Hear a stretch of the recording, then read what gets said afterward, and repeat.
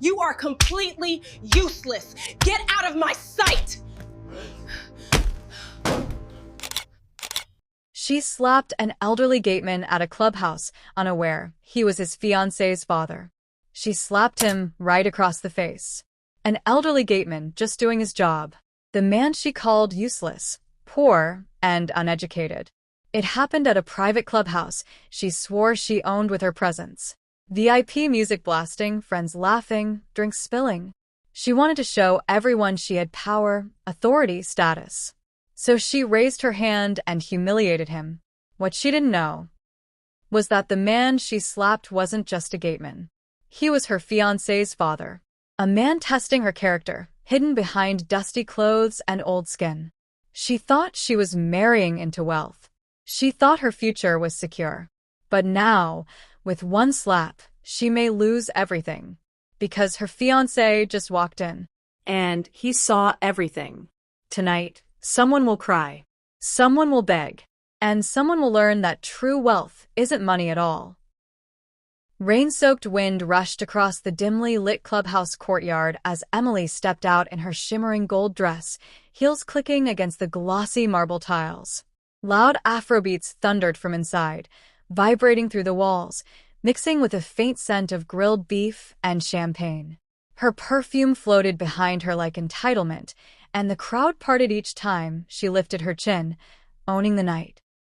She pushed through the entrance toward the gate, where an elderly man, thin as a shadow and dressed in a faded guard uniform, quietly opened and closed the iron doors for guests. Emily didn't look at him the first time. She barely even registered he existed. But when he stepped too slowly out of her path, she stopped, eyes narrowing. That hesitation lit something vicious inside her. Every insecurity she had buried, poverty, childhood hunger, humiliation ignited. She wasn't going to be ignored or inconvenienced today, especially at a place she believed she ruled. Her pulse hammered. She turned back toward him, heat rising through her face, and the night paused, waiting for her next move. Something darker than anger began to shape inside her chest, and the air warned of disaster. Something terrible was seconds away. Inside the clubhouse, lights flickered neon blues and purples across dancing bodies, laughter bursting out like firecrackers, but outside near the gate, silence wrapped itself around Emily. She stared at the old man, noticing details she never cared to see before, the trembling fingers, the slow breathing, the patches of gray hair sticking from beneath his cap. Stan, her fiancé, had stepped inside moments earlier, leaving her outside to make a grand entrance. She liked arriving after him. It made her feel powerful, wanted, worshipped. But this man was ruining her timing, delaying her spotlight, and that unbearable irritation blended with the alcohol in her veins. Somewhere behind her, a group of young women watched, whispering. Emily's reputation mattered more than truth or kindness. She felt the pressure to perform dominance, to prove status, to impress eyes thirsty for drama. The old man murmured something she couldn't hear. And that tiny sound snapped something inside her mind like glass shattering. She stepped closer, ignoring the ache rising inside her ribcage, focusing on proving she was above him. Anger twisted into a burning smile as she raised her hand slowly, knowing every pair of eyes locked onto her. The atmosphere turned electric, poisonous. The elderly gateman, known simply as Mr. Harris, stood with his spine slightly bent, gripping the gate handle like a lifeline. He had worked shifts longer than the night itself, tired bones grinding under the weight of years. His shoes were worn, sole edges curling upward, and dust clung stubbornly to his trousers. He lifted his head gently, eyes soft with apology, unaware that nothing he said would calm the storm brewing before him. Emily towered above him, rage shaping her breathing, shoulders squared, heart hardening to stone. Someone inside the club yelled her name, laughter echoing, giving her the audience she didn't need. Her hand trembled, not from fear but anticipation. She wanted to feel powerful just once more, wanted to bury the memories of being overlooked as a child. She needed the room to see she belonged. That old mead twisted into cruelty. Mr. Harris blinked, eyes wet from exhaustion and dust, and Emily mistook his slowness as disrespect. She moved closer. Too close.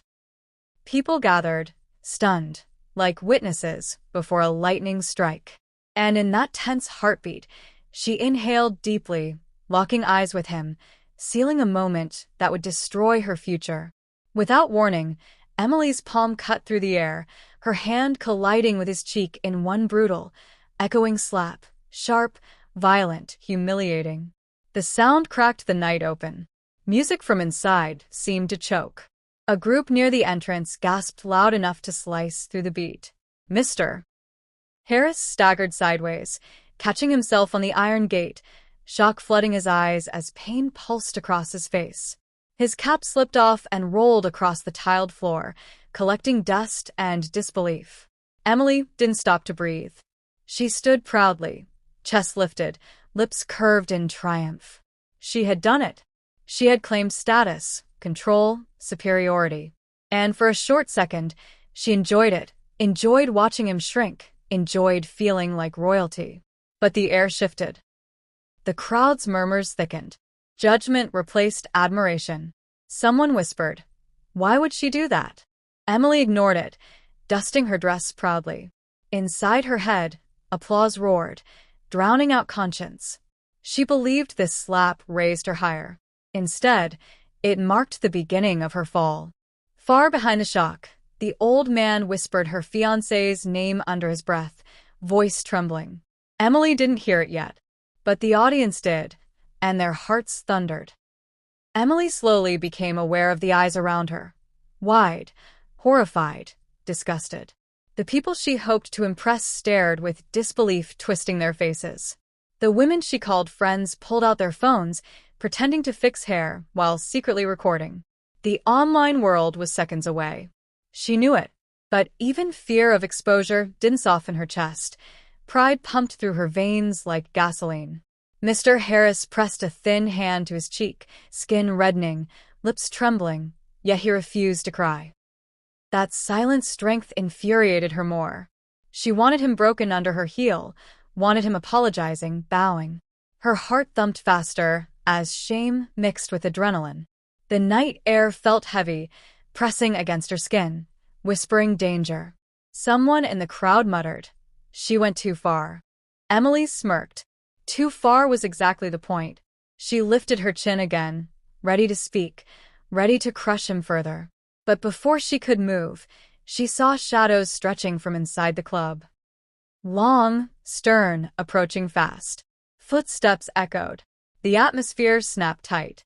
Someone unexpected was coming, and something inside Emily's stomach twisted painfully, like fate tapping her shoulder. The club doors swung open, releasing a flood of music and perfume, and through the haze stepped Stan, Emily's fiancé, returning from a phone call. His walk was casual at first, shoulders relaxed, oblivious to the storm outside. But then his eyes caught movement at the gate. His smile dropped. He froze mid-stride, staring across the courtyard at the old man bent over in pain while Emily stood above him, breath heavy, posture venomous. Stan's heartbeat thundered loud enough to drown out the world. Confusion turned to fear. Fear turned to anger. And anger turned to silent heartbreak in less than a breath. Emily watched him watching her, and the victory in her chest melted into dread. The crowd parted for him. His footsteps sounded heavier now, deliberate, violent in silence. Someone whispered to Emily. He saw everything. Her pulse spiked. Stan's eyes glistened under the neon lights, not with rage first, but disbelief, betrayal. Emily swallowed hard. The space between them filled with 1,000 unspoken questions. She struggled to breathe. Stan's gaze drifted from Emily to the elderly guard, then widened in recognition. Something inside him shattered, and Emily felt the ground begin to move. Silence swallowed the night as Stan stepped closer to the shaken old man, bending slightly, reaching toward him with trembling hands, calling him by a quiet name Emily had never heard before. The crowd stiffened. Emily blinked rapidly, trying to make sense of it. Who was this man Stan cared for so deeply? Why did Stan look at him like family?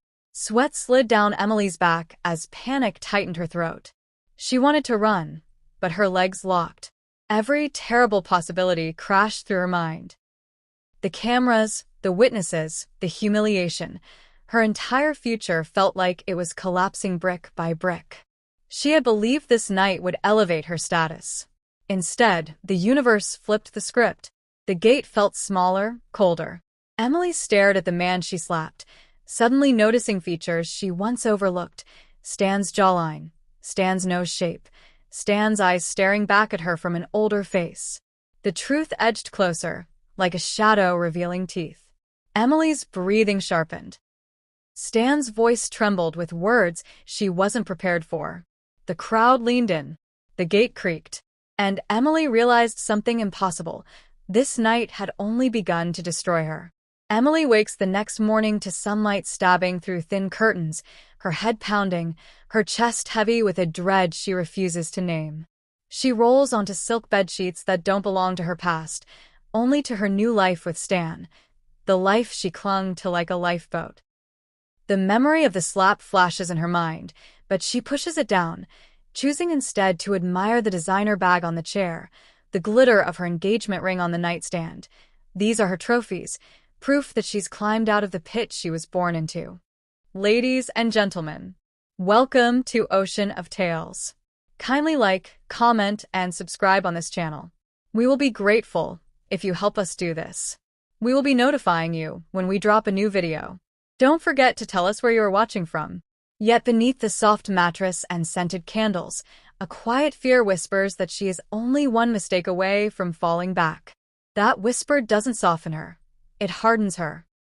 And as her phone lights up with missed calls and unread messages, she already senses the world reacting to the monster she became at the gate. Years earlier, a younger Emily stood outside a luxury hotel, pressing her face against the glass, watching well-dressed women glide across the lobby marble as if the world owed them ease. Her own shoes had holes then, her dress faded, the city's dust forming a second skin on her legs. She remembered the security guard's dismissive glance when she tried to slip inside just to feel the air conditioning. That look burned into her mind, a reminder that poverty wasn't just lack of money, it was lack of permission to exist in certain spaces.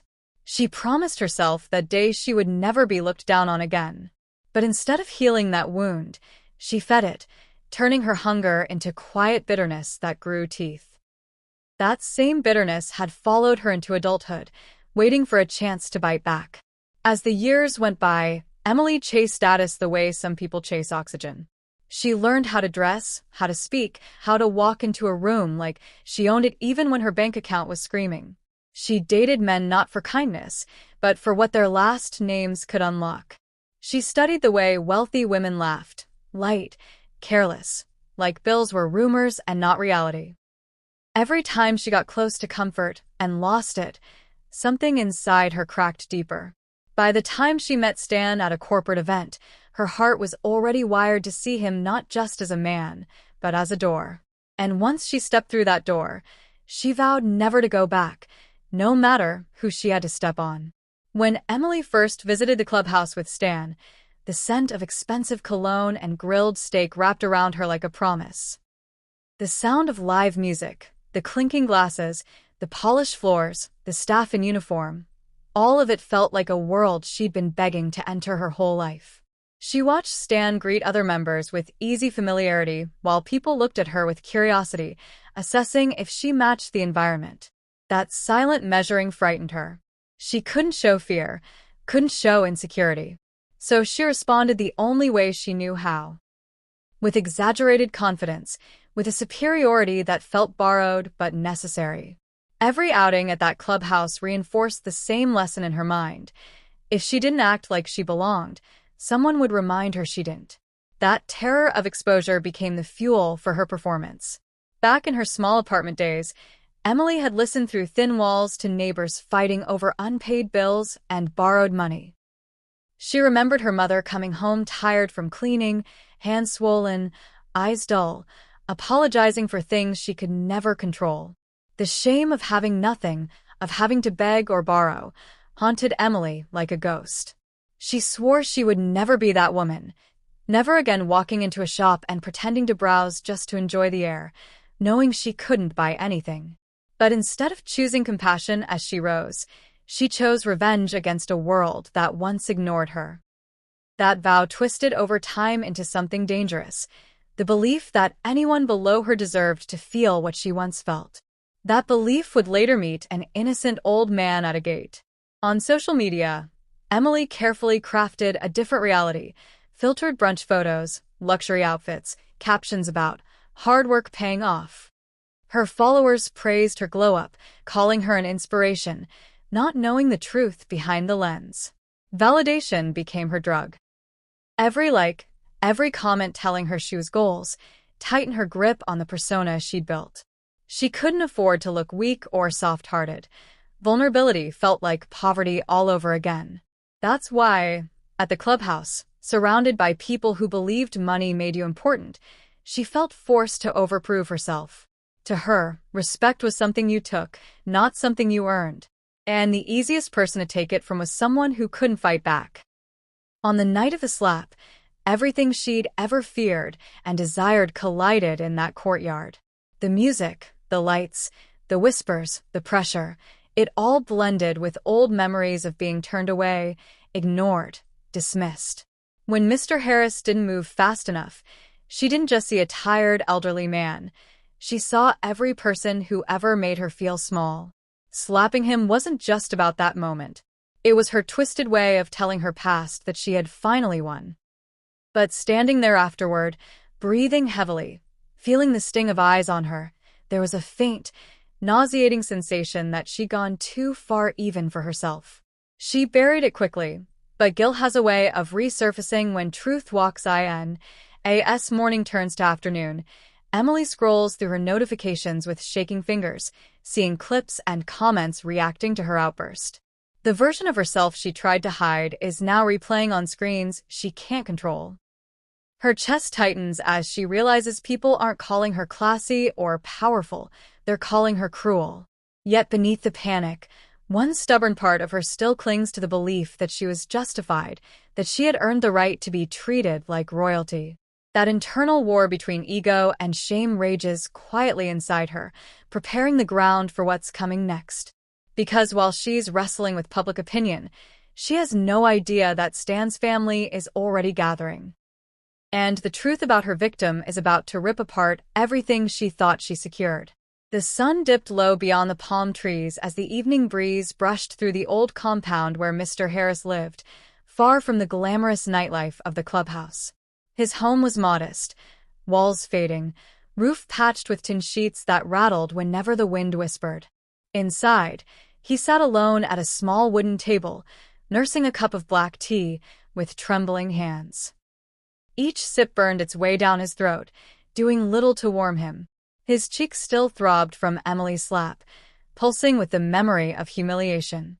The pain wasn't just physical, it was ancient, the kind that awakened buried wounds from a lifetime of dignity being overlooked.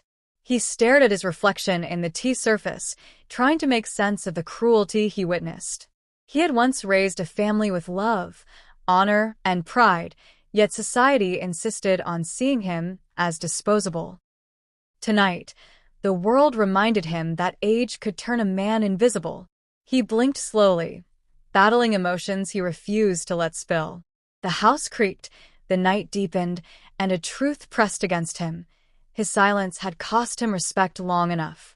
Something inside him stirred, and he knew tomorrow could not remain unchanged. That morning before the incident, he had arrived at the Clubhouse early, long before the wealthy members pulled up in luxury cars. He moved with measured slowness, sweeping the entrance walkway with a straw broom, humming to the rhythm of birds waking above him. Sweat traced paths down his temples, soaking into his collar. But he didn't complain. The world saw him as old, weak, replaceable, but he saw himself as a servant of purpose. Where others rushed, he observed. Where others demanded, he quietly gave. Yet as guests arrived, laughing in tailored clothes, the same eyes slid over him like he wasn't human. just furniture in uniform. Still, he greeted each one with sincerity, believing kindness wasn't about who deserved it, but who needed it. When Emily approached that evening, shoulders tall, perfume wafting before her, he greeted her the same way he greeted everyone. She didn't return the courtesy. Instead, she glanced at him like a speck of dirt on her shoe. Even then, he kept a gentle smile. But behind that smile sat years of swallowed pride, years of being spoken to as if respect was a luxury he hadn't paid for. Mr. Harris once held a very different life. Decades ago, he worked in Canada, managing warehouses, coordinating shipments, traveling between countries with authority and respect. His voice once commanded rooms. His decisions once influenced entire operations. He married young, raised a family, and dreamed bigger dreams for a son. But life, with its unpredictable cruelty, stripped him of those comforts. Tragedy wore his youth away, first losing his wife to illness, then losing his job, then losing his body's strength inch by inch. He moved back to Africa to find peace, not pity. But instead, the world offered pity without peace. The uniform he wore at the gate wasn't symbolic of incompetence, it was survival. To him, working was dignity, not shame. But strangers never saw the history behind the wrinkles. They saw oldness, weakness, uselessness. Emily saw only a man beneath her heels, unaware she had just insulted a history richer than her future. If she listened closely that night, she would have heard the weight of a man whose story deserved honor. Instead, she slapped a life she never tried to understand. After Emily's attack, Mr. Harris didn't cry, not because he lacked emotion, but because he had learned long ago that tears often fall into empty hands. He picked up his fallen cap, brushed dirt from its surface, and placed it slowly back on his head, adjusting it with shaking fingers. Around him, guests whispered, staff gawked, and humiliation pressed against his chest. Yet he straightened his posture, refusing to let broken pride bend his spine. The slap wasn't the first insult he suffered in silence, but something about Emily's voice, the disgust, the venom, echoed through him deeper than any insult before. He wondered how a heart so young could grow so merciless. The night breeze cooled his burning cheek, but could not soothe the memory replaying behind his eyes. He stepped back from the gate and leaned against the wall, breathing through the pain. His pulse throbbed against the bruise, drumming a reminder that he was still alive, still human. But humiliation birthed a storm inside him, and beneath his calm exterior, a decision was forming, one that would tilt Emily's world. As Mr. Harris walked toward the clubhouse restroom afterward, other staff avoided his gaze, unsure if offering sympathy was kindness or insult. He washed his face, watching dark water swirl into the sink, carrying fragments of dust and pride away. His hands trembled under the faucet, the sting of the slap echoing every time he blinked. He stared at his reflection, the gray eyebrows, the softened jaw, the scar on his chin from a childhood tree fall, and the eyes, still bright despite the years. He wondered if Emily's slap was punishment or prophecy. Over the years, he had learned that destiny uses the unexpected to reveal hidden truths. Tonight, he felt the universe shifting. If Emily had treated him kindly, the truth would have remained hidden. But cruelty has a way of unlocking doors that kindness leaves shut. He dried his face slowly, gripping the towel until fabric strained. Outside the bathroom walls, murmurs spread. Whispers grew teeth. He could feel the story growing legs, running ahead of him. And still, silence remained his shield. Long before Emily knew him as a gateman, the members at the clubhouse respected him deeply. Not for his uniform, but for his wisdom. He was the man who remembered birthdays, greeted newcomers, helped children tie their shoes, and shared quiet stories with those who listened. Some nights, after closing, he'd sit under the stars with younger staff, guiding them through heartbreak, teaching them gratitude. They called him Father Harris, though Emily had never heard the nickname. She didn't spend time with people she believed beneath her. She never learned that the man she struck had held crying infants, prayed with grieving widows, and offered shelter during storms. He wasn't just a gatekeeper, he was a keeper of hearts. And because Emily never looked beyond status, she never saw the man behind the wrinkles. Her ignorance would cost her everything. As the night crawled deeper, Mr. Harris stepped outside again and looked up at the sky, stars scattered like memories. The bruising on his cheek darkened, throbbing with every heartbeat. But tonight, he wasn't thinking about pain. He was thinking about Stan, his son, and the future he wanted for him. Harris knew Stan loved Emily deeply, blindly, completely. He knew his son saw diamonds in her smile and loyalty in her touch. But now, Harris had witnessed what Stan never saw, the truth. And truth, once seen, cannot be unseen. Standing beneath that quiet sky, he decided to reveal his identity. Emily had demanded power through violence, unaware she had just swung at the father of the man she wanted to marry. The coming revelation would shake her world like thunder. And as Harris whispered a silent prayer for strength, one question echoed between the stars. When love meets truth, who survives? Stan had spent the earlier part of the evening inside the clubhouse, tucked away in a private lounge where music throbbed through velvet walls and guests laughed over glasses filled with imported wine. He wandered toward the balcony to take a call, oblivious to what was unfolding outside the gates. As he stepped into cooler air, he gazed across the courtyard with quiet pride, believing tonight would be perfect, believing Emily was the woman he would build a peaceful future with. The thumping bass from the DJ booth rolled beneath his feet, while faint laughter from inside blended into the night. He imagined dancing with her later, showing her off, feeling grateful. Then a sudden shift in the crowd's energy prickled along his spine. Whispers rose, thin and sharp, carried through the open doors. Eyes turned toward the entrance. Stan noticed a cluster of shocked faces near the gate, their expressions twisted in disgust or disbelief. Somewhere between the music and murmurs, his name drifted through the air, tangled in nervous breath. He frowned, curious and uneasy, and stepped closer to the rail. In that suspended second, everything felt too quiet beneath the loud music, like fate inhaling before it screamed. Stan descended the stairs, moving through a corridor lined with framed photographs and velvet curtains. The scent of cologne and expensive perfume clung to the walls. Every step echoed louder than the music pounding behind him, as if the building itself was warning him of what lay ahead. His heartbeat picked up, not yet knowing why. Groups of people parted nervously as he walked past, their stares laced with pity and discomfort. Stan caught a glimpse of phone screens recording someone outside. His stomach clenched. Something was very wrong. He pushed open the grand doors, stepping into the courtyard where night air rushed his lungs.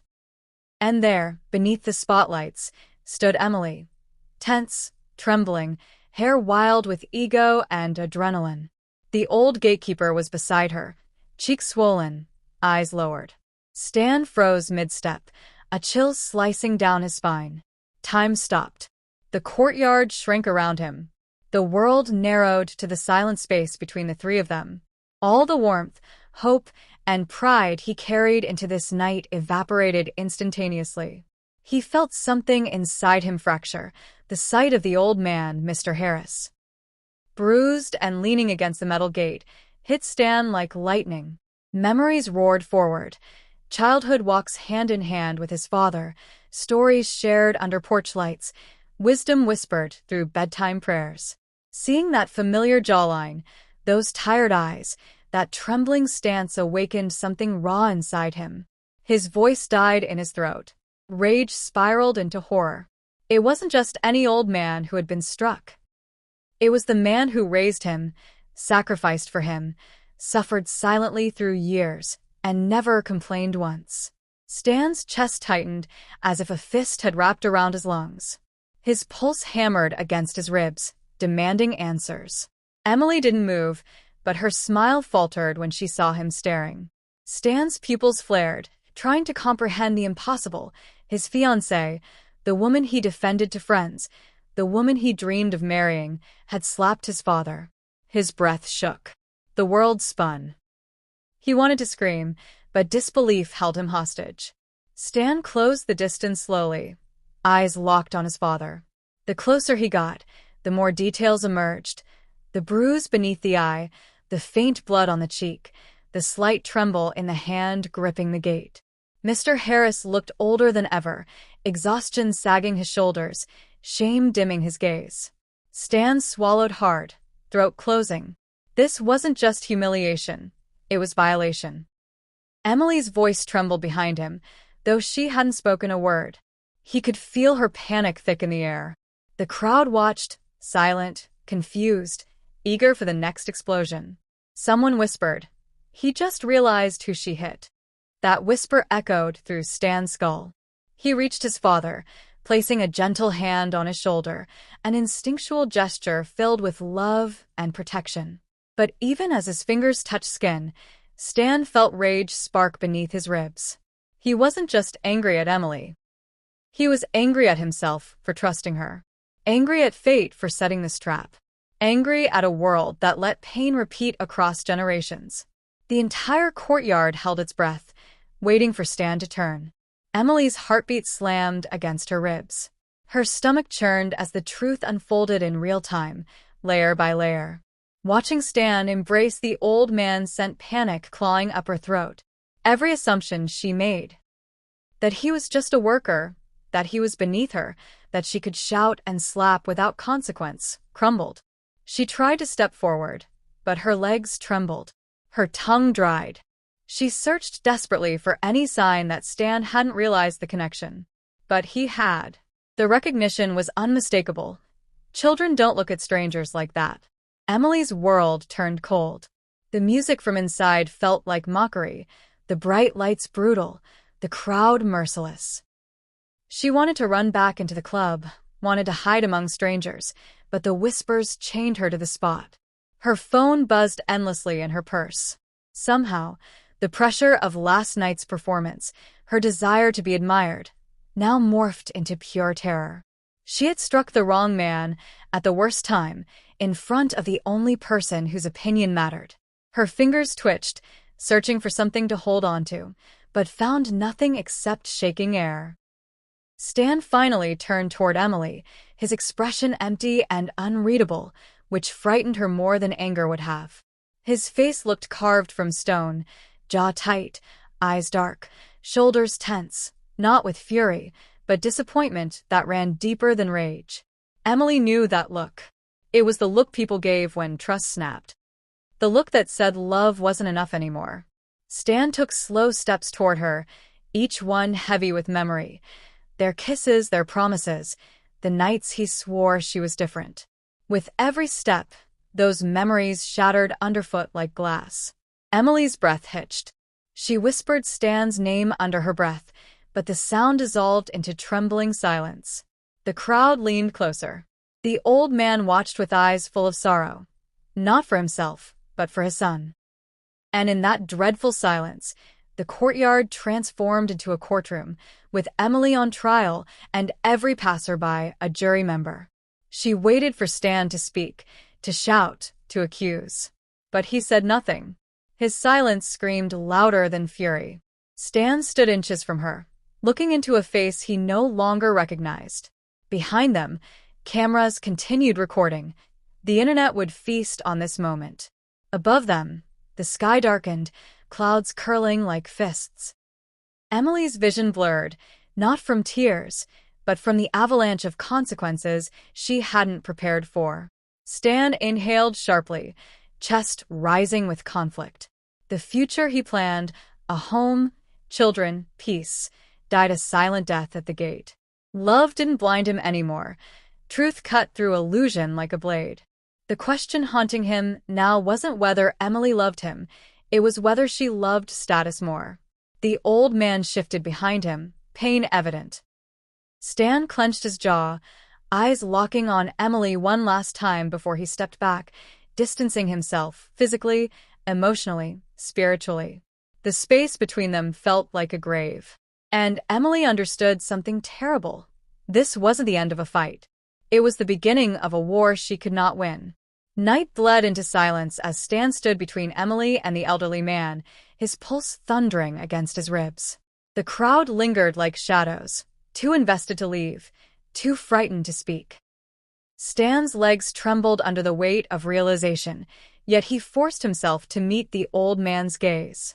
In those tired eyes, he saw every childhood memory, stories told beside crackling fireplaces, cricket matches watched under warm sunlight, gentle hands guiding him through life's first storms. That familiarity didn't just hurt Stan, it shattered him. Emily's slap was no longer just an act of arrogance, it was an attack on everything Stan valued. The silence stretched, deep and suffocating, until finally the old man unbuttoned his frayed uniform jacket. The fabric peeled away from his shoulders like discarded history, revealing a crisp white shirt beneath, a shirt far too fine, too expensive, to belong to a simple security guard. The crowd gasped. Emily blinked, confused, muscles tightening. Something in the air shifted, identity was about to flip upside down. And Stan, hearing whispers growing into roars, closed his eyes long enough to inhale truth. When he opened them again, the father he adored stood proudly before him, no longer hiding behind labor or dust. Mr. Harris removed his cap slowly, arm trembling with age, revealing hair well-groomed beneath the dust. The gesture seemed small, but in that moment it stripped Emily's assumptions bare. His posture straightened, shoulders rising from years of physical strain, revealing a presence she never noticed. Beneath the uniform, his face carried the unmistakable bone structure of wealth, heritage, legacy. Emily's heart stuttered. She scanned the old man's features, jawline matching Stan's, eyes the same deep brown, forehead lined by history rather than failure. The truth settled over her like a suffocating blanket. She had slapped her fiancé's father. Not just any father. One who had silently watched her walk with pride into his son's life. Her knees weakened, breath stalling as humiliation flooded her bloodstream. Around them, murmurs turned into shocked declarations. Someone whispered, "That's his father." Someone else gasped, "She hit the wrong man." Emily closed her eyes, trying to run from the truth, but truth doesn't move, it waits. And when she opened them again, the night sky seemed to tilt. Every fantasy she built, wedding dresses, luxury homes, social media fame, began to crumble under the brutal weight of reality. Stan's childhood memories flooded forward. Sunday mornings with breakfast on the balcony, lessons about humility, endless encouragement to treat people with respect. The old man before him had once carried Stan on his shoulders, whispering dreams of love and integrity into his ears. Seeing him bruised by the woman Stan intended to marry felt like betrayal splintering bone. Stan's jaw clenched, eyes burning. Emily stared at him, desperate to speak, but the words died against her teeth. Stan stepped closer to his father, body trembling with protective instinct. Emily realized then that the world she built depended on a lie. She believed status gave her authority. But here, a man who appeared powerless held the greatest authority of all. The father-son embrace forming beside her made Emily tremble. Every selfish decision she'd ever made felt exposed. She wanted to rewind time, erase the night, scrub away the slap. But destiny wasn't an eraser, it was a mirror. And tonight, that mirror showed her ugliness. The realization made her throat close, her stomach twist. Fear crawled across her spine, whispering that the night was not done punishing her. Mr. Harris turned his gaze toward Emily, not with rage, but with a depth she could not bear. His eyes dripped disappointment rather than anger, an emotion far more lethal. Emily felt something break inside her. She had never cared about kindness, but being judged by a man she harmed made guilt burn like acid. Mr. Harris inhaled slowly, chest rising with controlled sadness. In that breath, he revealed who he was, not a gatekeeper, but a patriarch, a guardian, a man who had chosen humility as armor. Emily suddenly saw the truth. His uniform was a disguise, not a definition. He had worn it intentionally, waiting to see who his son planned to bring into the Harris legacy. And she failed the test before it began. Her knees trembled. Sweat prickled across her skin. The spectators watched, silent and heavy with judgment. Emily's throat ached with the urge to apologize, to collapse, to beg forgiveness, but pride welded her mouth shut. That pride, once her power, now poisoned her tongue. Mr. Harris remained silent, letting the silence itself pass its verdict. Emily suddenly understood. Her real punishment was not the crowd. It was his eyes. Stan looked at Emily with a confusion that bordered on grief. The woman he had chosen as his future had just revealed the enemy inside her, ego disguised as elegance. He thought of the engagement ring hiding in his pocket, purchased with trembling excitement. He had pictured giving it to her under moonlight, with his father watching proudly from the doorway. But now the ring felt like a lie, a wound, a mockery. Emily tried to move toward him, reaching out instinctively, but Stan stepped back. That one step sliced her heart open. Behind them, the crowd shifted, murmuring like restless waves. The old man remained at the center of it all, wounded yet dignified. Emily's eyes darted helplessly between father and son, trying to find mercy, but all she saw was truth, and truth held no softness tonight. She opened her mouth to speak, but silence answered. Her breath dragged painfully into her lungs as the courtyard lights flickered overhead. The air stank of betrayal, and as the father stood between them, Emily realized that Stan's world had changed forever, and he had not yet spoken a word. Mr. Harris walked toward Emily slowly, each step echoing across the courtyard. Emily felt the air thicken around her, every breath turning heavier than the last. She watched him come closer, noticing things she never bothered to see. The wisdom in his posture, the strength in his gait, the story in his eyes. He stopped in front of her, leaving inches between them. Emily's entire body trembled, not from fear of punishment, but fear of being known. Mr. Harris lifted his chin, revealing a man who had tested humanity and seen its shadows. He had tested her, not because he doubted her beauty or intelligence, but because he doubted the sincerity behind her smile. Emily's heart shattered beneath that realization. She hadn't just slapped an old man, she had slapped a test she didn't know she was taking. Behind her, the night wind brushed her skin like judgment. Her future hung by threads. The old man said nothing because nothing needed saying. His identity alone was enough to destroy the image she built. Around them, the world pressed in tighter. The witnesses, sensing history, remained planted in silence. Stan stared into Emily's eyes, searching for remorse, regret, humanity, but all he saw was terror. Terror that she might lose the life she fought to earn. Emily's throat swallowed hard. Her legs shook. Her heart begged her to apologize, but pride fought back like a demon. The old man's silent reveal spread through the courtyard like wildfire. Phones buzzed with the news. Whispers flew out the gates into the city night. Emily was no longer just a woman who slapped a worker. She was a woman who slapped her fiancé's father. Social shame turned to poison. She could feel her power shriveling beneath it.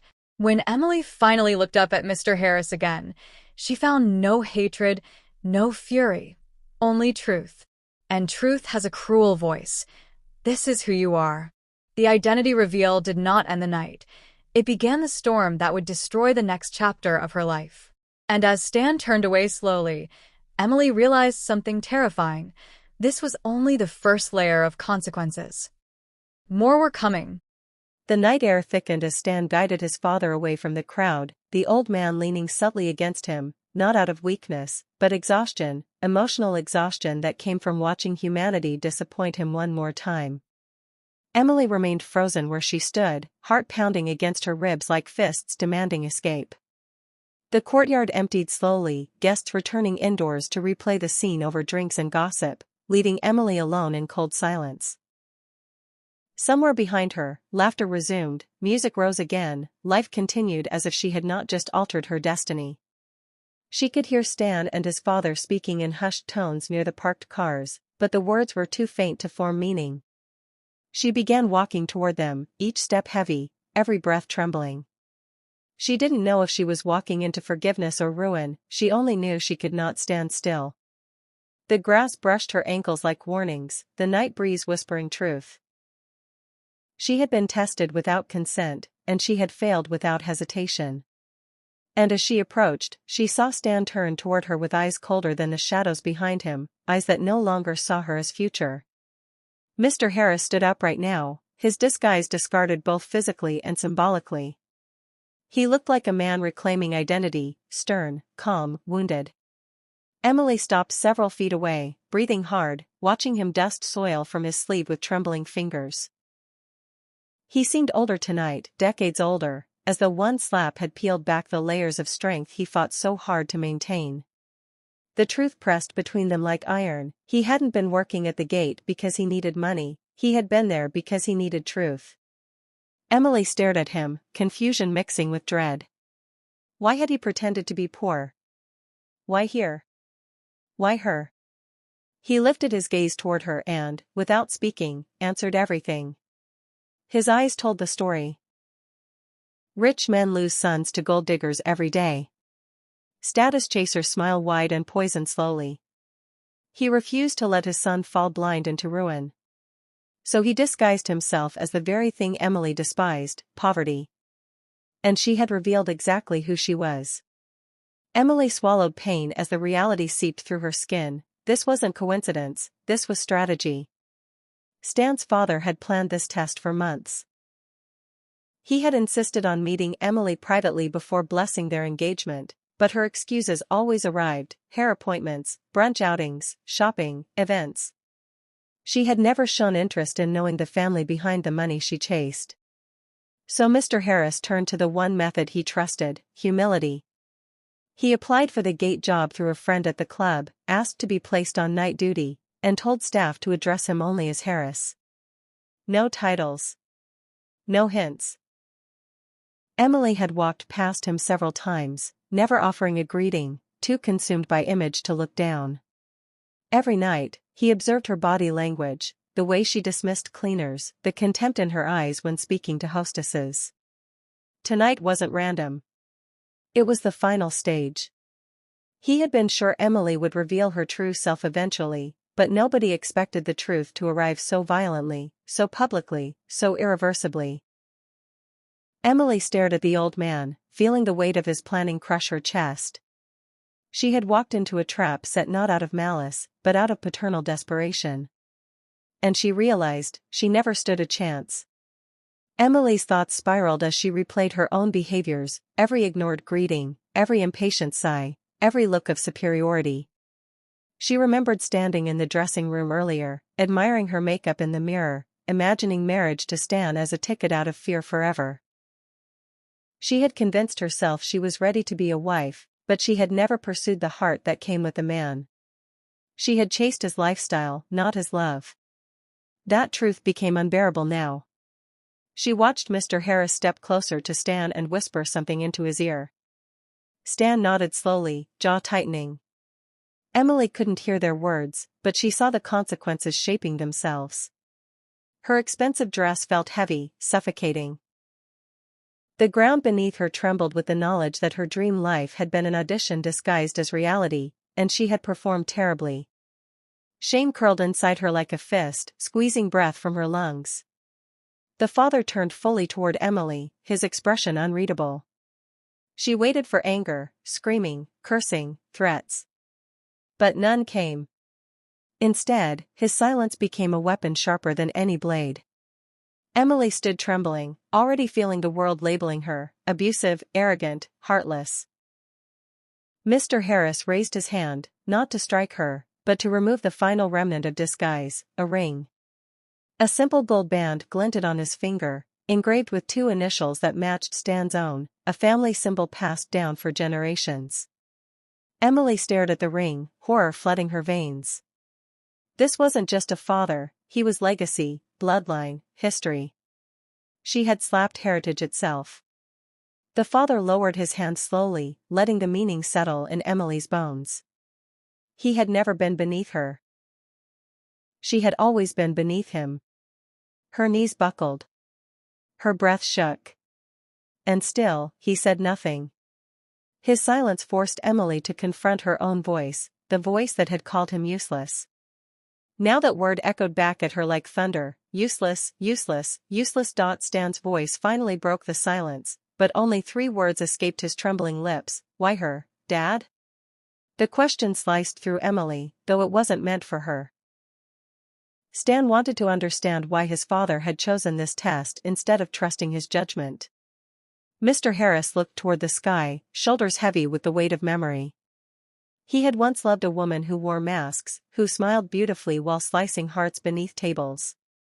Stan's mother had died heartbroken at the hands of betrayal disguised as devotion. Harris vowed Stan would not repeat his past. Emily realized she was not just being tested. She was standing in the wake of generational trauma. Stan needed a partner who loved truth more than status, vulnerability more than ego, kindness more than image. And she was failing every measure. Her heart thudded painfully as she realized she wasn't just disappointing Stan, she was reopening wounds his father spent a lifetime healing. The air around Emily thickened until she felt she might suffocate. Her mistakes weren't just moral, they were monumental. The slap had become much bigger than anger or disrespect, it had exposed a disease inside her identity. She had been built from insecurity, pride, bitterness, and hunger, and tonight those ingredients boiled over into violence.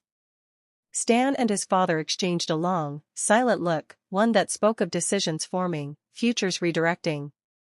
Emily felt the edges of her world crumble. She thought love would protect her, but love bows to truth. Mr. Harris turned toward her slowly, eyes stern yet glimmering with something she didn't deserve, sadness. Not hate, sadness. And it terrified her more than fury ever could.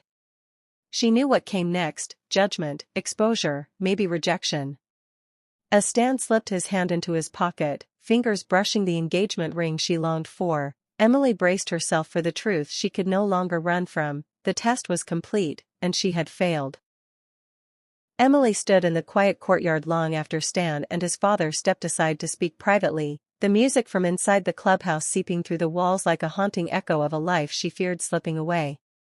The laughter she once craved now sounded sharp and judgmental, slicing through the silence that wrapped around her. Her heels felt too tall, too unstable, balancing her on lies, not ground. The events of the night replayed relentlessly. Her hand rising, the slap landing, the gasp that followed.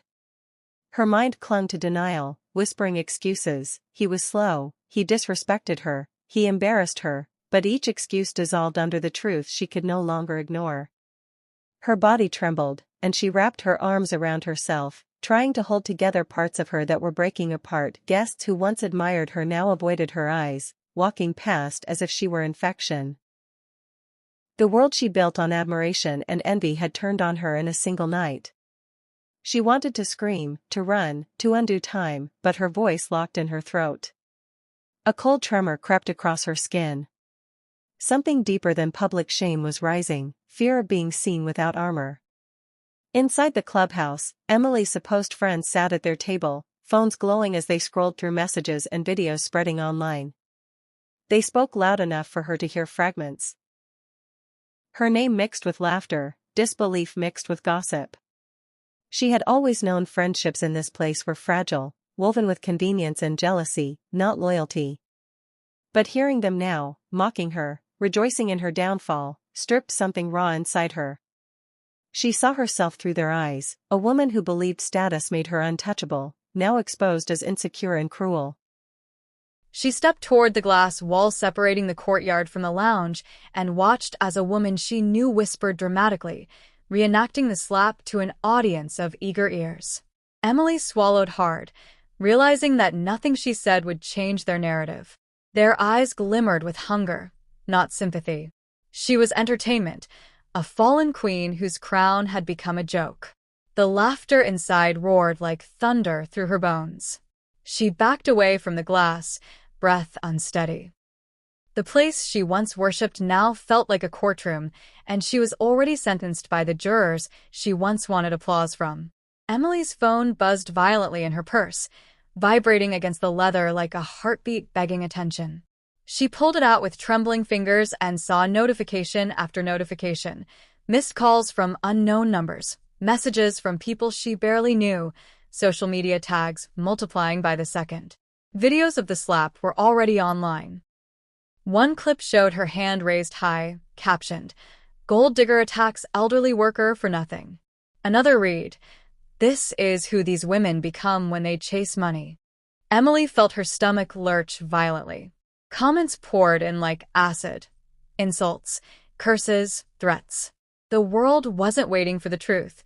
They had chosen their version of her.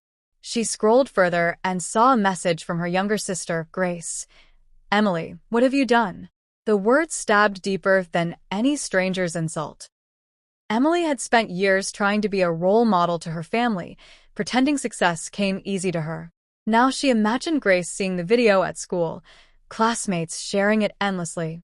Shame settled heavy inside Emily's chest, knotting her ribs together. She turned off her phone, hands shaking violently. But reality didn't turn off with it. It kept breathing down her neck. She moved toward a bench under a palm tree beside the entrance, hoping distance would calm the whirlwind inside her, but every step felt heavier than the last. The lights around the compound flickered, casting shadows that stretched across the pavement like grasping fingers. Emily sat down slowly, shoulders slumping. She stared at her reflection in the polished glass wall of the club. Hair slightly undone, makeup smudged beneath her eyes, the expensive dress suddenly looking like a costume, not clothing. She didn't see glamour. She saw desperation. The image of the slap replayed behind her eyes in painful slow motion, Mr. Harris recoiling, the crowd gasping, Stan freezing mid-step. A tear slipped down her cheek, not from guilt, but from fear. She realized she had no control anymore. For years she believed power came from being loud, being bold, being dominant. Now silence drowned her, swallowing her confidence whole. Her heart beat violently in her chest, thumping like it wanted to escape. Somewhere inside, a truth whispered, this wasn't just about the slap. This was about who she had chosen to become. Stan and his father remained near the parking lot, speaking quietly. Emily strained to observe their body language. Stan's shoulders sagged at first, heavy with sadness, then stiffened into something rigid. Resolve. "Mr. Harris placed a gentle hand on his son's arm, his expression calm, but his voice low and serious. Emily couldn't hear their words, but their silence spoke louder than conversation. Stan paced a few steps away, ran a hand through his hair, then turned back with eyes that no longer recognized Emily as his partner. Each movement cut deeper than any insult. Emily realized something terrifying. She was losing him. Not temporarily, permanently. Their future. Wedding dresses, honeymoon trips, shared mornings, now drifted away like smoke she couldn't hold. She pressed her palm against her stomach, nausea twisting violently. She had never cared about a man beyond what he could provide, but with Stan she thought she found safety. Losing him meant losing that future. And without that future, she feared facing the world alone, a world that already hated her. The staff who once bowed when she entered now passed her cautiously, pity in their eyes. One worker, who used to rush to offer her a glass of water, avoided eye contact entirely. Their subtle distance suffocated her. She was learning the harshest truth. Respect built on fear falls apart faster than sand in wind. Emily hugged her arms tightly, wishing she could disappear into the shadows. Guilt crept in slowly, slithering beneath her pride. For the first time in hours, she wondered if she had ruined something sacred. She imagined Mr. Harris returning home with a bruise caused by her hand. Imagine his grandchildren asking what happened. Imagine Stan trying to explain why the woman he loved turned violent. That image crushed her chest. She knew she deserved the consequences, but knowing didn't protect her from fear. The night felt darker than the sky overhead. And as employees watched her from afar, whispering her name like warning, she realized she had become a cautionary tale in real time. She stood up abruptly, heart pounding with desperate need to fix what she had broken. She began walking towards Stan and his father, each step heavy with dread, each inhale sharp with regret she wasn't ready to voice. As she reached the parking area, Stan turned, his expression unreadable, void of love, void of softness, void of the warmth that once defined him. Behind those eyes, she saw decisions forming, doors closing. Emily opened her mouth to speak, but her voice cracked, barely forming sound. Before she could gather courage, Mr. Harris lifted his hand, not to silence her, but to prepare her. His gaze carried a message she understood without words. The next chapter of consequences was coming, and she could not escape it. Emily froze in place, breath shaking as the weight of reality pressed harder against her spine. The ground beneath her feet no longer felt like marble, it felt like sinking mud. The night sky loomed above, indifferent to her collapse. And as the club lights flickered across her trembling face, Emily understood a truth she never thought possible. This story wasn't about humiliation anymore. It was about judgment.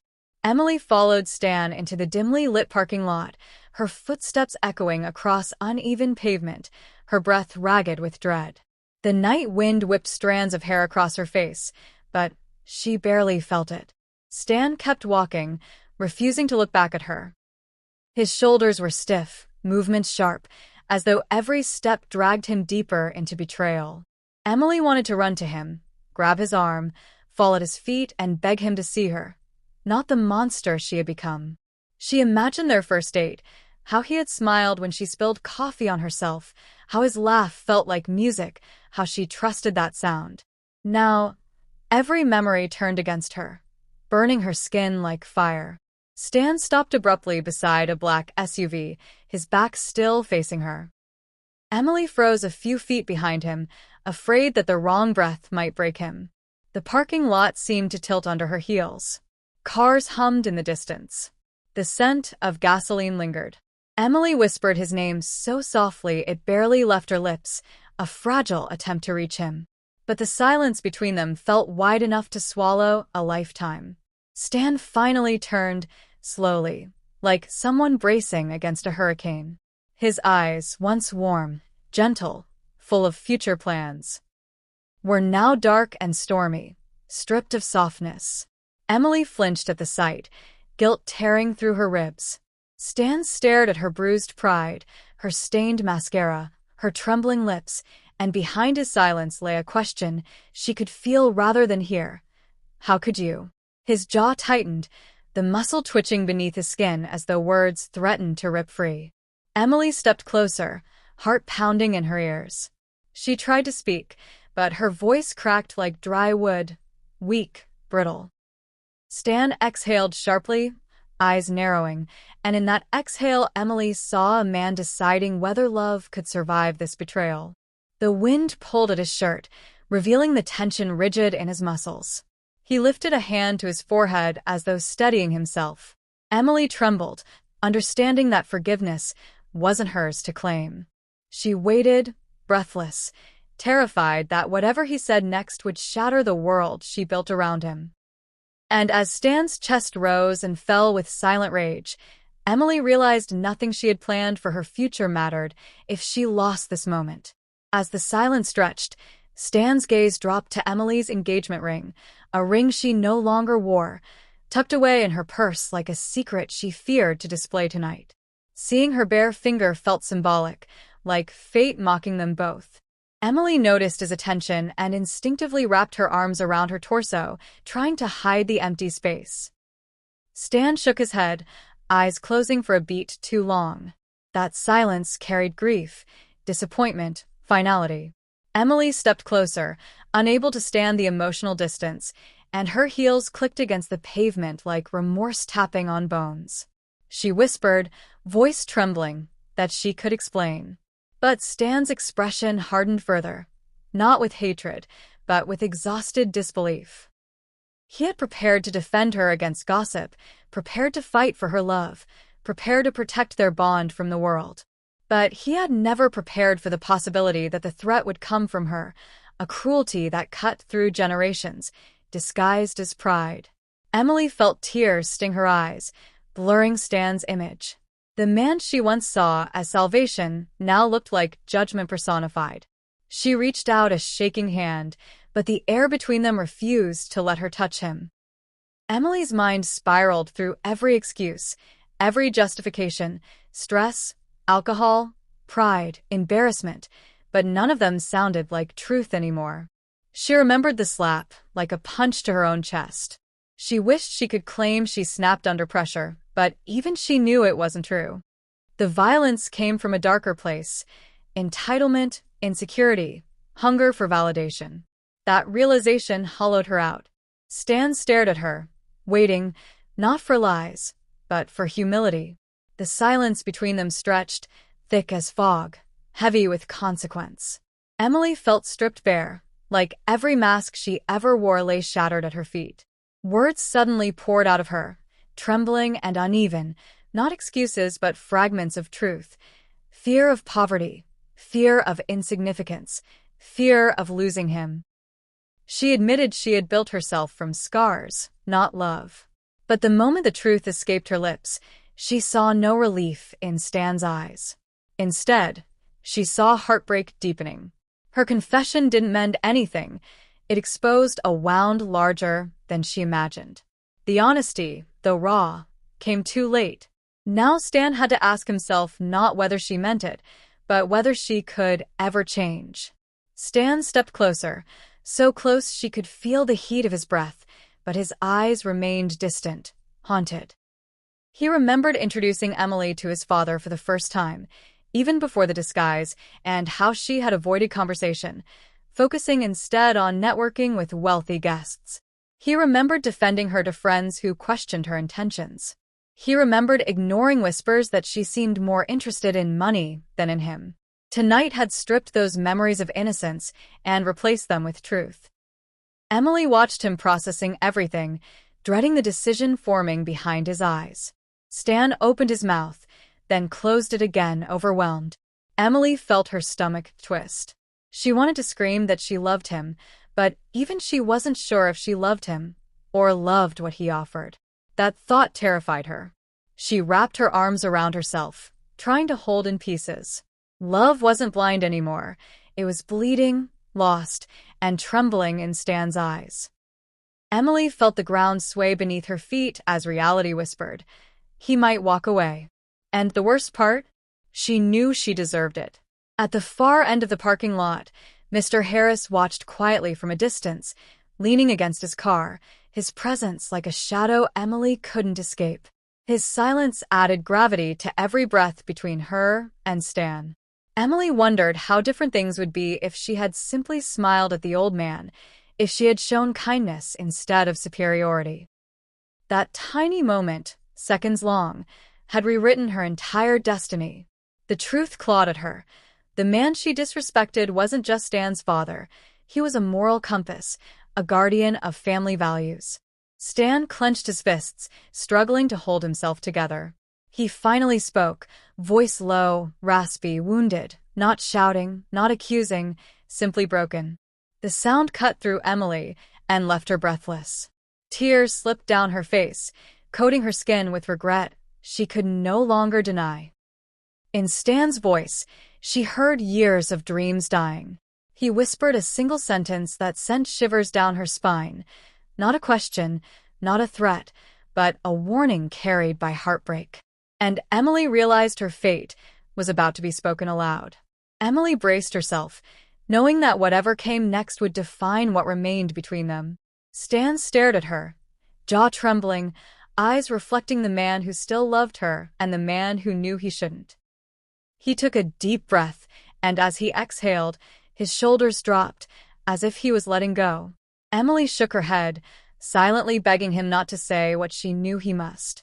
The engagement ring glinted beneath the street lamp in Stan's pocket, a symbol waiting for the right moment that would never arrive.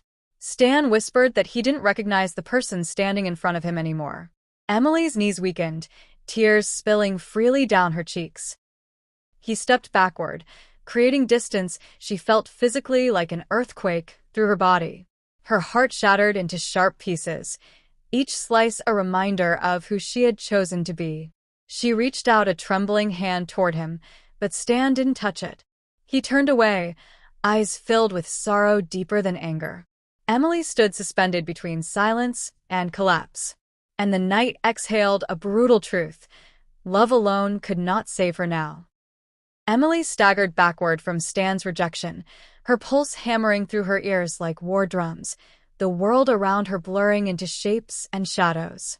She pressed a shaking palm against a nearby car to stay upright, the metal cool beneath her burning skin.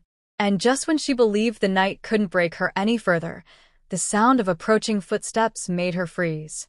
A group of guests who had slipped inside earlier now returned to the courtyard, armed with fresh information. Screenshots, whispers, memories they once ignored now sharpened by scandal. Their faces glowed with the thrill of revelation. Emily's throat constricted as they drew closer. One woman held up her phone, the screen displaying a social media post Emily had forgotten existed, a picture of her bragging about never settling for poor men. Another voice chimed in with comments she'd made about men being stepping stones. The words, once casual arrogance, now sounded like confession. The crowd circled slowly, their eyes hungry. They weren't just reacting to the slap anymore. They were discovering who she really was. Emily felt the truth slice into her. This wasn't a single mistake. This was a pattern she had crafted, and now the world had receipts. Stan stood nearby, shoulders trembling, forced to listen to strangers recount details he never knew about the woman he intended to marry. A man spoke up, recalling that Emily once bragged about wanting to marry into money, not love, boasting openly at a bar about targeting a wealthy boyfriend. Emily remembered the night, a blur of drinks and high heels, laughter spilling across a table, her voice loud with alcohol and insecurity. She never imagined those reckless words would return. But here they were, sharp as knives, aimed at the fragile bond she prayed wasn't destroyed. Stan's face twisted with shock and betrayal as each revelation piled atop another, crushing him beneath weight he didn't ask to bear. Emily reached for him instinctively, but this time he stepped farther away, face pale, chest rising rapidly. Her lungs constricted. She wanted to defend herself, wanted to scream that people were twisting the truth, exaggerating for drama, but denial sounded weak, pathetic, childish. Worse, she knew parts of it were real. She had used people before. She had lied. She had manipulated. And suddenly, it felt like everyone else knew too. The crowd wasn't finished. A tall woman stepped forward, her voice steady with venom. She revealed that Emily once dated her cousin, broke his heart after draining his savings, disappearing the moment he lost his job. Emily's spine stiffened, memories flooded back uninvited, dinners she never paid for, trips funded by desperation, expensive gifts she demanded just to feel valuable. That cousin had begged Emily to stay when life collapsed around him, but she had already moved on to someone wealthier, someone promising comfort. Emily had told herself it was survival. The crowd called it cruelty. Another bystander revealed conversations overheard weeks ago, Emily bragging privately that Stan was her big win, and she wouldn't let anything ruin her chance at luxury. Each word felt like a stone thrown at her soul. Emily clutched her stomach as nausea swirled inside, tears burning her eyes. The truth she avoided for years returned with claws. She hadn't fallen into materialism. She had built a home inside it. She wanted to scream that she was changing, that Stan changed her, that she tried to be better. But the crowd didn't believe her. Maybe she didn't believe herself either. If the verbal assault wasn't enough, someone played a voice message.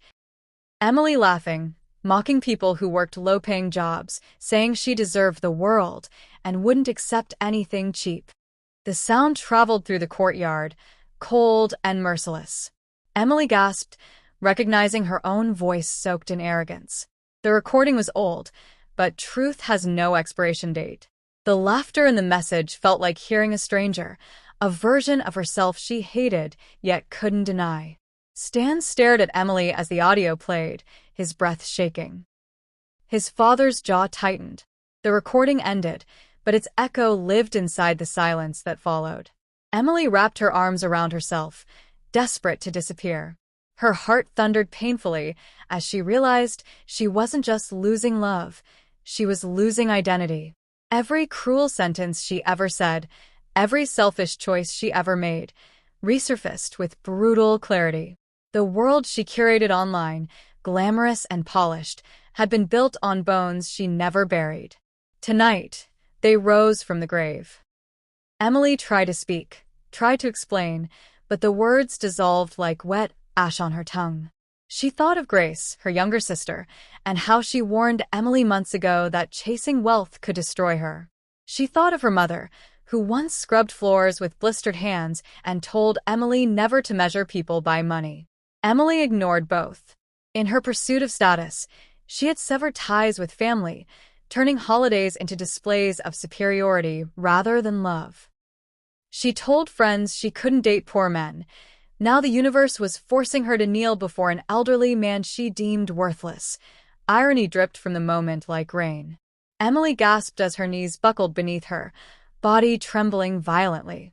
She didn't collapse from shame alone. She collapsed from realization. She had become the villain in her own story.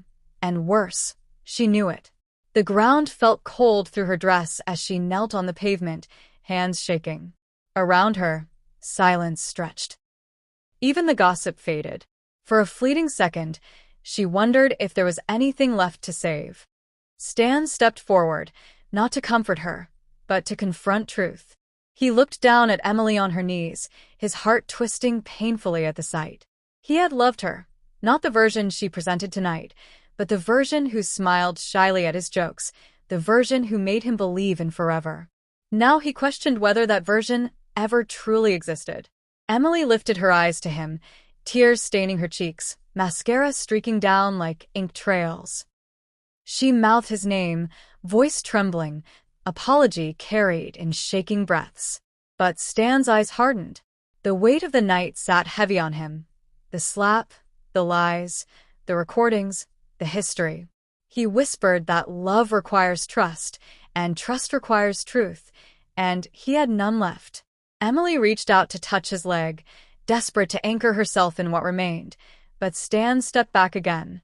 That single movement felt sharper than any slap. Emily bit her lip, choking a sob. She realized she wasn't just losing him, she was watching him walk away emotionally long before he physically left. Mr. Harris finally approached, his footsteps measured, voice silent, expression unreadable. The crowd parted instinctively, giving him space like gravity bending around a star. Emily forced herself upright, her breathing jagged. The old man stared into her eyes, not with anger, but with sorrow, the kind that comes from understanding that some people don't break, they reveal. Emily trembled beneath that gaze. She had believed wealth could silence judgment, but real judgment comes from character, not bank accounts. Mr. Harris spoke softly to Stan, a few words Emily couldn't hear, but she saw Stan's shoulders slump deeper, as if the words cemented a decision. Emily felt her throat close. She could sense the future tightening around her neck like rope. Behind them, the crowd retreated inside, hungry for retelling. The parking lights flickered above, casting Emily's shadow long and distorted. Her phone buzzed nonstop, reputation dying online in real time. And as Stan turned away, face pale with devastation, Emily realized something cruel. The world didn't expose her tonight. She exposed herself. The night air thickened with silence as Mr. Harris stepped forward, placing himself physically between Emily and Stan. His presence alone carried weight. Decades of wisdom pressed into one stern posture, shoulders squared beneath the streetlights. The bruised cheek she had delivered earlier seemed darker now, swelling enough to speak its own verdict. Emily stared at him, breath shallow, trying to read anything, anger, mercy, rage, but found nothing except calm authority. Stan lowered his head, looking younger than he ever had in Emily's eyes, like a boy waiting for his father to declare whether the world was safe or burning. Mr. Harris inhaled deeply, chest rising like a tide preparing to drown a shoreline. Around them, security guards paused mid-walk, sensing importance. Even distant music softened. The old man's footsteps echoed as he circled once, slow, deliberate, thinking, not reacting. Emily clutched her arm, terrified that silence meant abandonment, that he would simply walk away and let life punish her. But a father does not escape responsibility. He shoulders it. And tonight, Mr. Harris would decide what to do with the woman who wounded his legacy. Emily felt the world leaning toward him, waiting for judgment. Mr. Harris looked at Stan first, his eyes softening, not with forgiveness, but with recognition of his son's pain. He remembered raising him through scrapes and heartbreaks, shielding him from cruelty whenever he could. Now that cruelty wore lipstick and expensive perfume, standing broken a few feet away. Mr. Harris placed one hand on Stan's shoulder, grounding him, studying the storm swirling inside. Stan's eyes glistened with tears he refused to release. Emily noticed the father's touch and realized this decision wasn't hers to influence. This was generations speaking to each other. Mr. Harris finally turned his gaze to her, and Emily felt her pulse crash through her veins. His eyes carried storms, disappointment, sadness, betrayal, and something deeper, fear for his son's future. Harris had lived long enough to know that marriage magnifies character, not conceals it. If she could slap an elderly man she thought powerless, what would she do as a wife with status? What would she do to stand in the dark corners of resentment? The thought alone formed the foundation of his verdict. Emily swallowed, knowing this man's next words would rewrite her life. Harris stepped closer, breath steady, body trembling only from age, not indecision. Emily braced herself for shouting, insults, threats, but Harris wasn't a man who wasted words. His silence had already carved deeper wounds than violence ever could. He lifted his head and examined her. Not the dress, not the jewelry, but the soul beneath the skin. He saw insecurity posing as pride, entitlement disguising vulnerability. Emily's hands twitched by her sides, desperate to beg, but pride clamped her mouth shut like a prison. Harris watched this too. The silence that dared him to offer mercy instead of accountability. His voice finally broke the silence, low and heavy with grief. Though Emily couldn't yet hear the exact words, she saw their effect instantly. Stan flinched, then nodded painfully, shoulders collapsing under emotional weight. Emily felt the ground tilt. Whatever Harris said carried the power to end every fantasy she ever whispered into pillows. The father wasn't choosing punishment. He was choosing protection. Emily sensed it, felt it burn through the air. Tonight, she would lose more than reputation. She would lose destiny, Mr. Harris spoke slowly now, voice trembling from raw truth rather than anger. He explained with brutal calm that he had worn the uniform to test her heart, not her manners, that he wanted to see how she treated the powerless when no one was watching. He explained that empathy was the true currency of marriage, and hers was bankrupt. Emily's knees weakened as she listened, realizing that every small cruelty she justified as confidence had led to this moment. Harris continued, describing how he once loved a woman who pretended to love him back, how betrayal had stolen his youth, how pride destroyed families. He said he refused to watch history repeat itself with his son. Emily blinked tears from her lashes, throat closing around unspoken apologies. Harris did not shout. He did not shame. His calmness was worse than fury. Because calmness meant conclusion. Stan listened in silence, pain painting his face. Emily wanted to scream that she could change, that she wasn't her past, that she was better now. But in Harris's eyes, she saw the truth. Change means nothing if character never existed. Stan's hand twitched near his pocket, brushing the velvet ring box he once planned to present with joy. Harris's eyes drifted there, then back to Stan's face. That glance alone was enough. Emily felt her stomach collapse. Harris turned to Stan and whispered firmly, not instructing, but confirming a decision Stan had already made internally. Stan nodded once, jaw trembling, tears finally spilling. Emily reached forward desperately, one shaking step at a time, voice cracking as she mouthed his name. The world slowed. Stan opened the ring box slowly, not to give Emily the ring, but to remove its power. The diamond sparkled under the streetlight, once a symbol of unity, now a reminder of deception. Emily's legs nearly buckled as Stan closed the box and placed it back into his pocket, not hers. That gesture told the story. The engagement was over. Emily gasped, clutching her chest, realizing she hadn't just lost a ring. She lost identity, reputation, future, stability, and love. Harris turned away, beginning to walk toward the car. Before closing the door, he paused and looked back at Emily with eyes flooded in sadness, not hatred. "A man cannot build peace with a woman who humiliates the weak," he said softly, voice breaking. Those words hit her harder than any slap ever could. The door shut quietly, sealing judgment. Stan remained standing in the lot, staring at the space between them. Emily stared back, silently begging him to stay. But love had been replaced with grief, and grief has no reason to negotiate. Stan whispered a goodbye she barely heard, a goodbye shaped like surrender, not rage. Then he entered the car beside his father. The engine growled awake. Emily stumbled forward, reaching out, desperation clawing at her throat. But the vehicle rolled away slowly, taillights glowing like dying embers. Each passing second stole another piece of hope from her shaking body.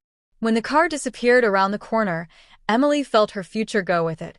Emily collapsed onto the cold pavement, knees scraping, palms flattening against rough stone. The parking lot emptied, security switching off outdoor lights one by one, throwing her into pieces of darkness. She curled inward, sobbing silently, the taste of regret metallic on her tongue. She had always believed wealth gave her power, but tonight she learned power bows to character, not status. Her breath shattered into pieces as the night wind crawled around her, whispering every truth she refused to hear. The rise had been loud, glamorous, celebrated. But the fall, this fall, was silent, painful, and witnessed only by the moon. Emily wiped her tears, smearing makeup into bruised shadows beneath her eyes. The world felt enormous, and she felt unbearably small. Somewhere inside, a new fear whispered, what happens after losing everything? The answer waited in the next chapter, because consequences were not finished. Reputation dies quickly, but redemption takes time. And Emily now stood at the threshold of both ruin and possible transformation, trembling beneath a sky that offered no comfort. Emily sat alone in her apartment days after the incident, curtains drawn shut against daylight, her engagement dress still hanging on the wall like a ghost mocking her. Silence filled every corner. Not the peaceful silence she once craved, but a suffocating one that forced memory to replay on loop. She scrolled through endless news feeds exposing her downfall. Videos, memes, articles, comments from strangers dissecting her as if she were a cautionary experiment. Sponsorship offers vanished. Invitations disappeared. Even her closest friends left her messages on mute, terrified to be associated with her. For the first time in years, her phone stopped buzzing, not from popularity, but from abandonment. Emily curled on the sofa, hugging a pillow, trembling beneath layers of guilt. It wasn't just the humiliation haunting her, it was the truth within it. She had always blamed poverty for shaping her anger, yet she now saw that wealth hadn't healed her. It magnified the cracks. She realized she'd been starving, not for money, but for worth. Tears streamed down her face, hot and relentless. Emily whispered apologies into the empty room, but echoes don't forgive. She wondered if anyone ever would. The next morning, she forced herself onto the balcony, the sunlight piercing into her apartment like unwelcome truth. She looked down at the street. People walking, laughing, living. Life didn't pause for her shame. She felt a faint anger rising, not toward others, but toward the version of herself that brought her here. She remembered the words she had spoken about poor people, the arrogance she displayed, the slap she destroyed her future with. For the first time, she allowed her mind to go deeper, past defensiveness, into reality. She had become cruel. The tears she cried weren't for losing Stan. They were for losing herself. She sat in that sunlight, letting it uncover parts she kept hidden, and something shifted. Redemption didn't begin with grand apologies. It began with truth. She whispered to herself that she was wrong. The words came quietly, but they were the truest things she'd spoken in years. As the warmth wrapped her skin, Emily felt something unfamiliar: humility. It hurt like bruising, but it also breathed like medicine. Emily pulled out her old worn wallet, a relic from the life she abandoned. Inside it were faded family photos, her mother smiling through exhaustion, her sister Grace with laughter in her eyes. She hadn't visited home in years, ashamed of poverty, ashamed of memories, ashamed of being human. Tonight, she decided to return. She packed a small bag, nothing fancy, no designer shoes, no makeup, just simple clothes and a hope she wasn't ready to admit aloud. As she walked out, she realized how light she felt without jewelry weighing her neck, without pride weighing her heart. The road to her mother's house was long, winding through neighborhoods she once looked down on. Children played football in the dust, women sold fruit on street corners, and voices filled the air with life. Emily felt tears pressing behind her eyes, not from shame this time, but belonging. She used to see these people as beneath her.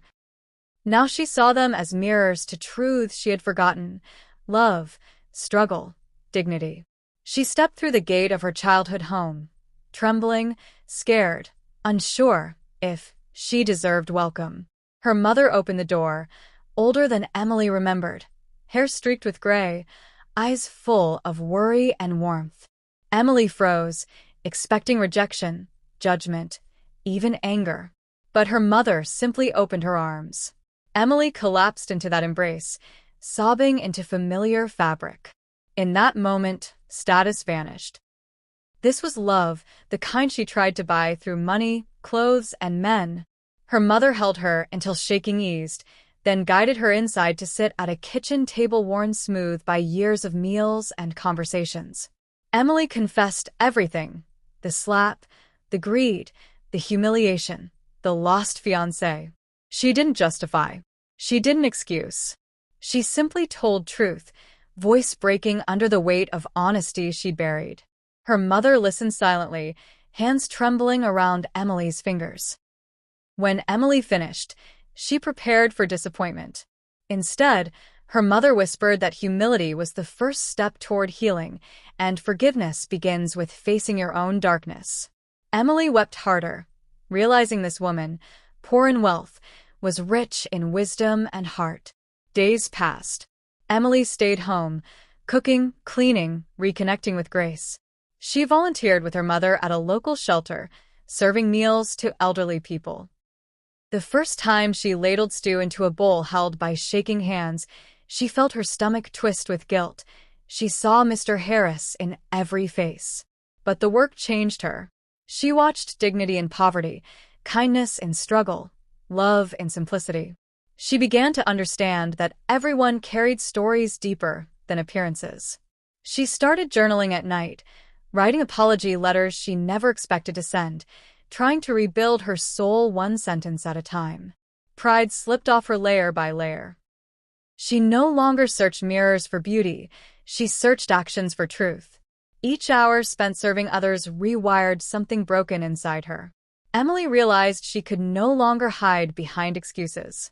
Redemption required sweat, not speeches. Emily reached out to Stan through email, not to beg for marriage back, but to apologize with truth. She wrote that she had been empty, angry, lost. She told him she didn't expect forgiveness, only wanted to acknowledge how deeply she hurt him and his father. She admitted she slapped Mr. Harris not because he was wrong, but because she needed someone to feel beneath her. She apologized for every word she had spoken from insecurity. When she hit send, her heart hammered with fear. She didn't check for a reply. This time, the apology wasn't for reward, it was for release. She then wrote to Mr. Harris, voice trembling inside every sentence. She acknowledged him not as a victim, but as a teacher, thanking him for revealing who she truly was. When she finished, she cried, not because she lost a wealthy life, but because she found what money could never give her. Reflection. Weeks later, Emily stood outside the same clubhouse gate in plain clothing, no makeup, no audience. She waited until an elderly gateman, different man, same uniform, opened the entrance for her. Emily bowed her head respectfully and thanked him. Her voice cracked, overflowing with humility she once lacked. Inside, nobody recognized her. The world had moved on. She walked past the glamorous tables, past the chandeliers, past the wealthy patrons who once praised her existence. She approached the empty courtyard, the place her life broke. She stood in that silence, feeling her pulse steady instead of spiral. She whispered a promise to herself. Never again would she measure human worth by status. She touched the ground gently, then stood back up with the weight lifted. Maybe redemption wouldn't restore what she lost. Maybe it was never supposed to. But tonight, she learned redemption isn't about getting back the world. It's about rebuilding the heart. Emily walked out of the club quietly, one step lighter than she entered, ready for a tomorrow shaped not by status, but by truth. Weeks after Emily's visit to the clubhouse, the story that once set the internet aflame faded into silence, swallowed by new scandals and louder headlines. Yet the echoes of that night clung to Emily's spirit, reshaping her thoughts, her habits, her dreams. She walked differently now, not with her chin in the air, but with her heart in front of her. She learned to measure value not by brand names or social titles, but by warmth in actions and sincerity in words. She saw elderly men sweeping streets and smiled at them, grateful for what they carried. She saw young girls dressing up for approval and prayed they'd never fall into the same trap she did. The world outside had moved on, but Emily remained in quiet transformation, still stitching together a new identity from humility and truth. She understood something she once rejected. Reputation isn't built by the moments you show off, it is built by the moments that test your character when nobody is watching. The night she slapped an old man didn't ruin her life, it revealed her life. And because of that revelation, she finally knew who she needed to become. Emily often visited her childhood neighborhood after that. She walked the dusty streets and greeted people she once ignored. She sat on wooden stools with women selling fruit and listened to their stories, realizing their wisdom exceeded that of any wealthy lounge she'd ever entered. She gave more time than money, more attention than advice. These small acts stitched a new pride into her chest, a pride not built on superiority, but on connection. She watched her mother work and understood the beauty in effort. She helped Grace with schoolwork, saw reflections of a young girl she once was. For the first time in years, Emily wasn't running from poverty, she was learning from it. And instead of seeing her past as something shameful, she saw it as fertile ground where humility could grow. Beneath the scars of humiliation and regret, she discovered purpose: to live gently, to live truthfully, and to live with compassion. She realized that dignity never depended on how others treated you. It depended on how you treated others. She deleted her old social media pages one morning, fingers trembling not from fear, but relief. For years, she curated a digital empire of illusions, filtered pictures, borrowed glamour, luxury she could barely afford. She replaced those pages with a simple journal and a cup of honest reflection every morning. In that quiet ritual, she discovered peace she had never known. Emily no longer feared the world's opinion because she had faced the worst version of herself and survived. Regret still lived inside her, whispering reminders, but regret brought direction, not despair. Sometimes she stood in front of a mirror and acknowledged the woman staring back, not perfect, not redeemed entirely, but honest. And honesty tasted better than champagne ever did. She learned that apologies don't erase the past, they shape the future. She no longer dreamed of a wealthy husband saving her. She dreamed of becoming someone she would trust. And that simple dream changed everything. Stan eventually replied to her email, not with anger or forgiveness, but with acknowledgement. He wrote that he was healing with time, rebuilding trust in people, and grateful she reached out truthfully. He wished her well, hoped she continued growing, and said goodbye a second time, this time with peace instead of pain. Emily cried when she finished reading. She didn't cry because she lost him, but because she finally understood that love isn't ownership, it is recognition. Losing him didn't destroy her. It taught her she needed to become whole before sharing life with another. She didn't try to win him back, didn't visit him, didn't chase the story anymore. Instead, she let go. Letting go wasn't weakness. It was the bravest thing she had ever done. In that letting go, she gave both of them permission to live again. One evening, Emily walked near the clubhouse where her story began. She stood at the entrance and watched new guests arriving, laughing, strutting in designer clothes, convinced they owned the world. She smiled faintly, remembering how she once believed that too. She placed her hand on the gate, whispering a thank you, not to the building, but to the lesson. The lights glowed through the windows, but they no longer hypnotized her. She felt nothing but kindness toward the version of herself that once wanted luxury to replace love. She realized that what you chase reveals who you are. She chased power and lost everything. Now she chased meaning and found peace. Life didn't give her what she wanted. It gave her what she needed. And the memory of the slap, painful as it was, became a compass pointing toward humility. Meanwhile, Stan and his father continued their lives too. Mr. Harris healed slowly, both physically and emotionally. The bruise faded, but the lesson remained. He was grateful he tested Emily, not because exposing her brought satisfaction, but because it saved his son. He prayed she found her true self. Stan started dating again months later, cautiously, choosing kindness over sparkle. Somewhere deep inside him, the story of Emily softened, not a scar, but a reminder. They were chapters in each other's lives, not entire books. As the seasons changed, the club gates saw hundreds of faces come and go, and Mr. Harris sometimes smiled when memory visited. People assumed his wisdom came from age. They never guessed it came from pain. In the end, Emily learned the truth the hard way. Character is wealth. Not handbags, not cars, not rings, character. It defines marriages, builds communities, protects reputations, and writes destiny. She learned that people remember kindness more than beauty, humility more than glamour. And she learned that hurting the vulnerable hurts you most in the end. Her story didn't end with marriage, victory, or applause. It ended with growth, with honesty, with the quiet rebuilding of a life rooted in compassion rather than greed. She walked down a street one morning feeling sunlight on her skin, truly seeing the world for the first time. The birds were louder. The air tasted sweeter. She whispered to herself, I am different now. And she was. Because sometimes the worst mistake you make becomes the doorway to the best version of yourself. If you were the one that was humiliated in this video, and God being so kind later saved you from the hands of your enemies, what will be your reaction towards your oppressor's comment? And subscribe on this video, let us know your mind.